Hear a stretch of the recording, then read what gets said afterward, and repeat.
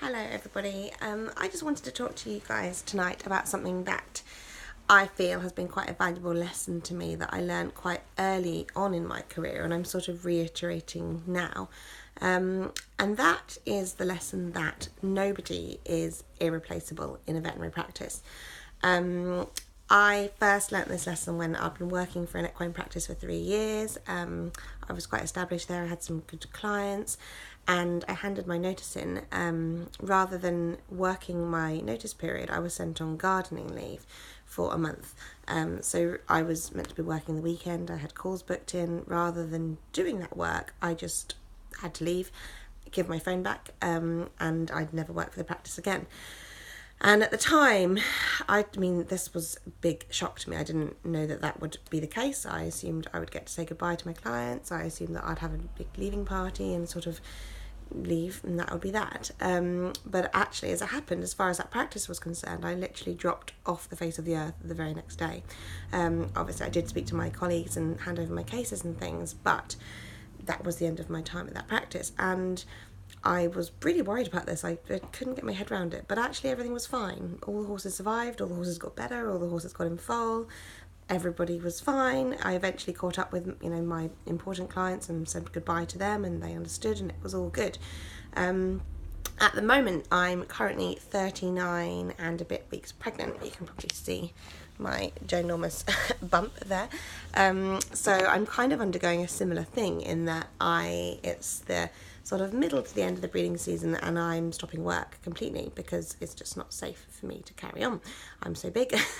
So there's mares that I have inseminated that I won't be flushing their embryos from. My colleagues will be doing it because I'm just not able to work anymore. I'm too pregnant.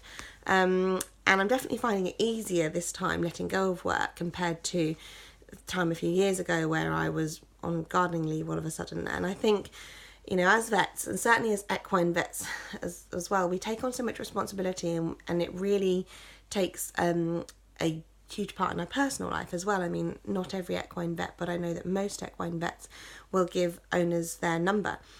So if they've got a problem, they will often phone you as opposed to phoning the out of hours number. I mean, there is certain training you can do with your clients so that they don't do that. But I know, if I'm not on call and I have a missed call from a client, I will usually ring them back or answer the phone, just to see, to check everything's okay. I know that we've got an emergency vet on call. Obviously, every practice does have provisions for out of hours. So if there was a life or death situation, they would always be able to get a vet, and that vet would deal with it, and it would all be fine. But I just feel a certain responsibility to those clients and to their horses. And if I don't answer and just leave it, then it sort of plays on my mind for the rest of the evening. I think, what could be wrong? Do they need me? Is everything okay? And certainly I know there's been, a number of incidents when I've been out for dinner or something with my family and friends, and then I've just taken a quick 5-minute work phone call, and even if it is just a 5-minute phone call, it just detracts from the evening. And often my family and friends are like, oh, Kayleigh's on the phone again, work phone, and I don't really want to be that person. I think it's not very healthy. So, one thing I started doing is when I wasn't on call, obviously, I started having some sort of downtime from my phone. So, for example, I started just having dinner, and I would eat my dinner with my phone in the other room with the screen facing down on silent. So, eat my dinner and then look at it afterwards. I'm not one for turning it off, because I find that when you turn it on and then messages come through or any voice messages come through, I find that quite stressful. Just having a little bit of time initially away from your phone, not even looking at it, is a good start. And then, maybe increase that to going out for a walk or going out for a run without your phone. Obviously, I'm not really doing that at the moment as I'm imminently going to give birth, so it'd be a bit unwise to go out without my phone, just in case I happen to need any assistance. But I think certainly, it's amazing how, without really realising it, your job can start encroaching quite a lot on your personal life, and actually you don't give yourself time because you feel that you are really important and really necessary.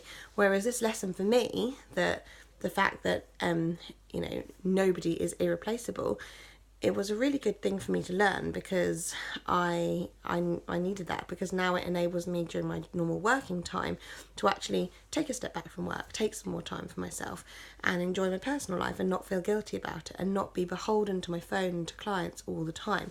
And actually you find that clients do respect you more for it. If you're always available and you always answer your phone, even if it's 10 o'clock at night and you're not on call, then they kind of start to take you for granted sometimes. And so sometimes, as long as you know that there is a vet that will deal with the situation, then, you know, you don't need to be there all the time. And I think another thing is, if you are always at the end of your phone, you know, it suggests that you don't really trust your colleagues, because if there's someone on call to deal with that emergency, you don't need to be involved. It's nothing to do with you. And for me, it was certainly never a case of that. You know, I always have trusted my colleagues. I just felt that because I knew the horse, because I knew the client, because I knew the history, I felt a certain responsibility towards them, and I felt that I should be involved, and I could, you know, piece together the pieces of the puzzle and help the situation a lot better. But actually that's not the case. And I think the two examples, you know, both when I handed my notice in and went on gardening leave, and now I'm going on maternity leave, it really teaching me that actually, no matter how, you know, conscientious you are, no matter how much your clients like you, no matter how good a job you try and do, if you disappear off the face of the earth tomorrow, the veterinary world will carry on without you. Whereas obviously if you disappear off the face of the earth, your family and your friends wouldn't carry on without you. You know, that's really what's important. My brother puts it really well, in that he says that nobody gets to the end of their days and says, oh, I wish I worked more. You know, when people get to the end of the days, they wish they spent more time with their loved ones, they wish they spent more time with their husband or their wife or their family, they wish they travelled more, they wish they saw more. You know, it's very rare that someone would ever get to the end of their life and say, oh, I wish I worked more. So it's just been a really valuable lesson to me that I wanted to share with you, that actually, you know, as far as your job's concerned, you've got to keep things in perspective, because everybody is replaceable. There is nobody that is irreplaceable. And because of that, you know, when you're having a stressful day, you've got loads of clients to call, you've got loads of hours to work, you've got a lot on, just remember, you know, it's a job, it's work, and if you don't go to work anymore, everything will carry on just fine. Whereas your family and friends are the ones that do need you and that you need to be present for. So I hope you found that useful. I hope I've explained it in a way that sort of makes sense. All right, take care. Bye.